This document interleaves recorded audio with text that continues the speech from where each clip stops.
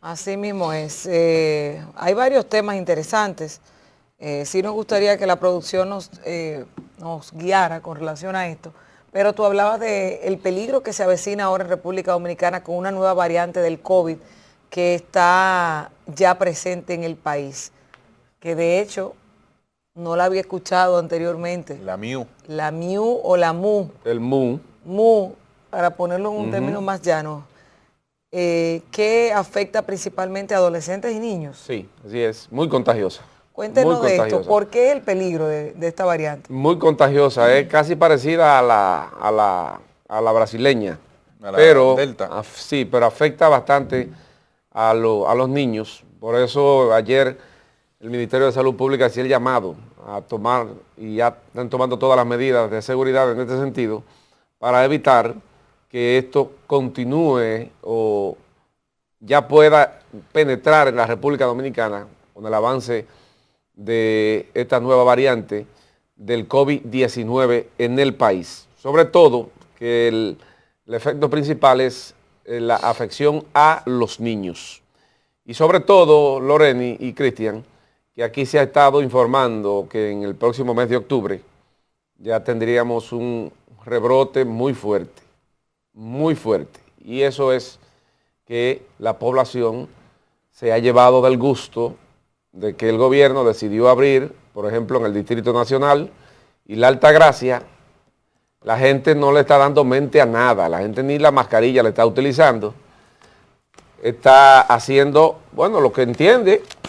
Y usted observa en algunos centros comerciales, por ejemplo, y en las avenidas y hasta en centros laborales, la gente no está utilizando la mascarilla casi ya. Y en las guaguas, en los vehículos públicos, usted observa a la gente tampoco sin mascarilla, la usan abajo, como si fueran los motoristas que usan los cascos en los brazos. La gente usa la mascarilla que no es en el rostro, sino en otra parte del cuerpo. A veces usted la nota que tiene la mascarilla en una mano y sí, caminando normal.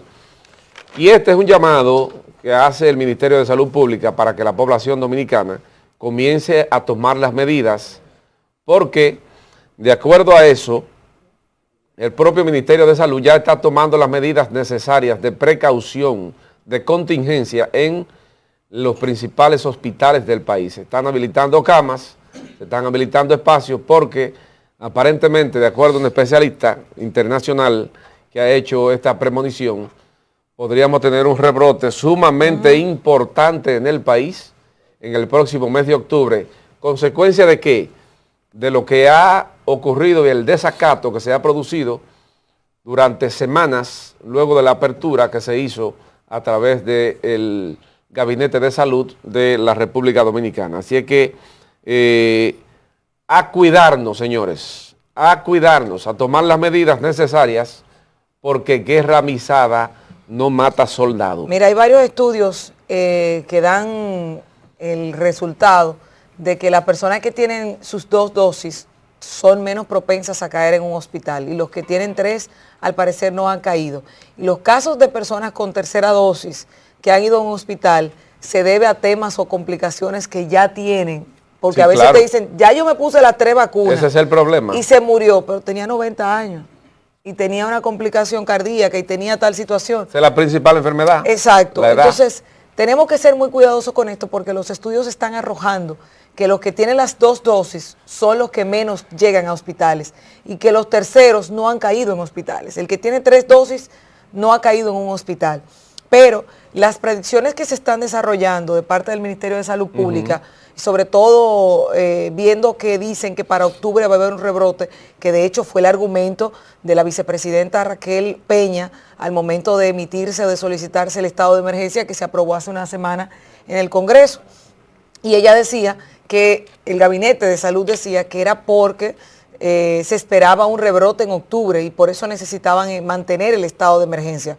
Aparte de lo que ya nosotros hemos estado manifestando aquí, que por un tema legal o constitucional, el presidente no puede tener un toque de queda si no es bajo un estado de emergencia. Si no lo tiene, pues lo otro se va a caer automáticamente. Ya no solamente sería el Distrito Nacional y la Altagracia, sino que estaría todo el país fuera de toque de queda si no existe un estado de emergencia aprobado por el Congreso.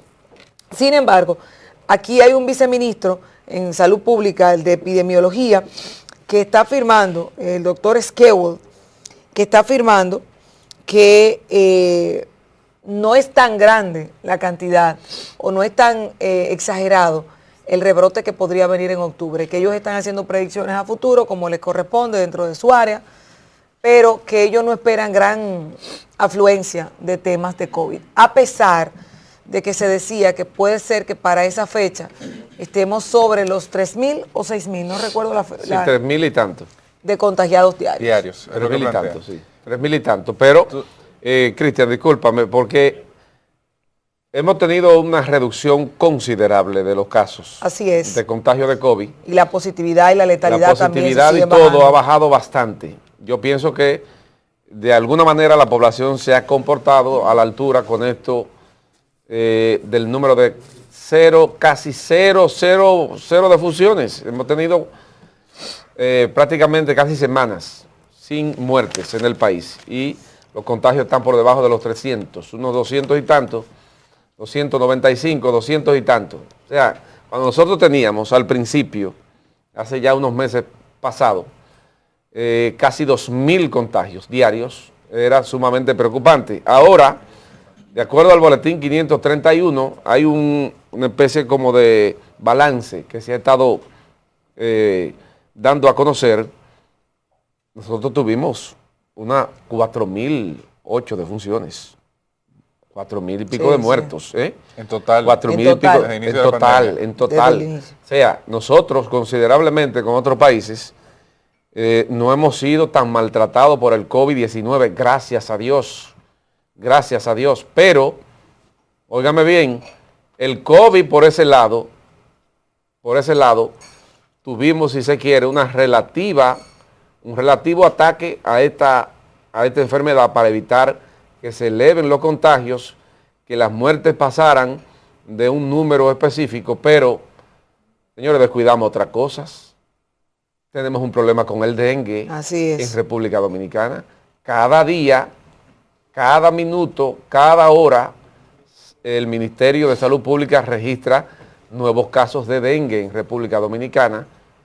Hace unas 2 semanas, Robert Rick Cabral, que es el Angelita, donde la mayor cantidad de infantes recibe el sistema de salud, mire, tenía una cantidad enorme, unos 1.000 y tantos de casos, y ya eso sube ese número. Entonces, yo creo que sí, nosotros estamos en este momento llamando la atención por el tema del COVID-19, más aún tenemos que prestarle atención a este tema de esto es una pandemia casi dominicana, señores. Estamos hablando de que el tema del dengue es endémico del país y muchas veces, las autoridades dominicanas cometen el error de olvidarse de tomar las medidas y de que esto es cíclico para estos tiempos en República Dominicana. O sea, la malaria también es otra enfermedad que nos está también dando con algunos casos esporádicos, pero no podemos dejar que continúe su avance porque luego el problema será mayor para enfrentarlo. Y te digo otro problema también. En medio de la pandemia, muchos padres, muchas familias dejaron de lado el ritmo de vacunación de sus hijos y los exponen a enfermedades que se supone que ya están superadas en el país, como la difteria, que también hubo un rebrote de difteria aquí, hubo casos de difteria. Entonces, ¿qué es la situación? El COVID ha venido a quitarle protagonismo a muchos otros temas que tenía ya colapsado, no colapsado, podemos estar tal vez exagerando un poco ahí, que tenía ya bastante abrumado, comprometido el sistema de salud dominicano. El sistema de salud dominicano tiene una deuda muy fuerte que necesita tal vez un manejo más a la altura, que necesita mayor presupuesto, que necesita más enfoque. Y lamentablemente esto se recrudece con la llegada del COVID en marzo del año pasado, o mejor dicho, el anuncio del estado de emergencia, porque el COVID tal vez ya estaba circulando desde febrero del año pasado. Entonces, ahora yo me preguntaba, desde siempre decía, todo es COVID, y la gente que tiene cáncer, y la gente diabética, y la hipertensa, y el que tiene que dializarse, y el que, o sea, ¿cuánta gente hay con situaciones al que le da un infarto? ¿A dónde lo llevan? ¿Cuál es el lugar correcto? Porque hay muchos lugares que son COVID y que hay unos protocolos de entrada o de atención. Yo recuerdo que en medio de la pandemia una señora tuvo el inicio de un ACV, un accidente cerebrovascular, que dicho sea de paso, las primeras 3 horas de una persona que está padeciendo un ACV son vitales para poder devolverlo, para poder atacarlo, exacto. Y a esa señora no le daban entrada a la clínica donde la llevaron en emergencia porque tenían que esperar una prueba COVID. O sea, la señora con el ataque y la situación de que si no tenía la prueba COVID primero confirmada no se podía. Imagínese usted una cosa de tiempo y no lo atienden porque usted puede tener el COVID. Entonces, ese tipo de cosas está pasando en nuestro país. Y no decir de las situaciones de los traslados, que tiene un término en salud pública.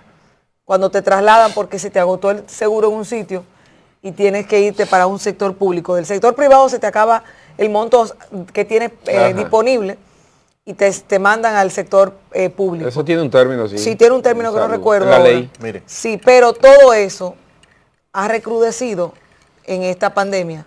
Lo que pasa es que el COVID ha matado, ha quitado el protagonismo a esos escenarios. Miren.